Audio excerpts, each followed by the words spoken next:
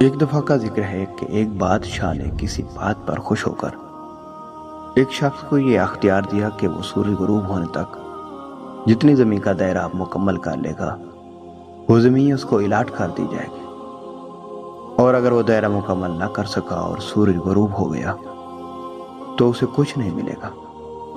یہ سن کر وہ شخص چل پڑا۔ چلتے چلتے ظہر ہو گئی تو اسے خیال آیا کہ اب واپسی کا چکر شروع کر دینا چاہیے، مگر پھر لالچ نے غلبہ پا لیا اور سوچا کہ تھوڑا سا اور آگے سے چکر کاٹ لوں۔ پھر واپسی کا خیال آیا تو سامنے کی خوبصورت پہاڑ کو دیکھ کر اس نے سوچا اس کو بھی اپنی جاگیر میں شامل کر لینا چاہیے۔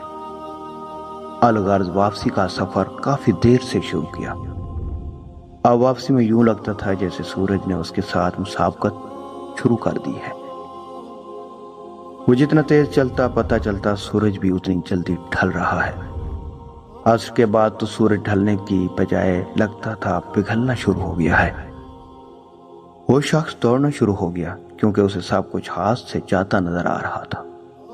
اب وہ اپنی لالچ کو کوس رہا تھا، مگر بہت دیر ہو چکی تھی۔ دوڑتے دوڑتے اس کا سینہ درد سے پھٹا جا رہا تھا، مگر وہ تھا کہ بس دوڑتے جا رہا تھا۔ آخر سورج غروب ہوا تو وہ شخص اس طرح گرا کہ اس کا سر اس کے سٹارٹنگ پوائنٹ کو چھو رہا تھا اور پاؤں واپسی کے دائرے کو مکمل کر رہے تھے۔ یوں اس کی لاش نے دائرہ مکمل کر دیا۔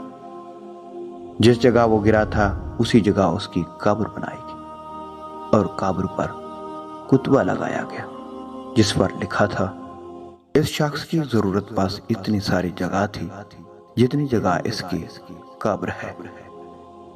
والسلام۔ تو دوستو اس سے پتہ چلتا ہے کہ لالچ کا دائرہ کار بہت وسیع ہے اور خواہشات بہت وسیع ہوتی ہیں۔ آخرکار زندگی کا دائرہ ختم ہو جاتا ہے مگر خواہشات کا دائرہ مکمل نہیں ہوتا۔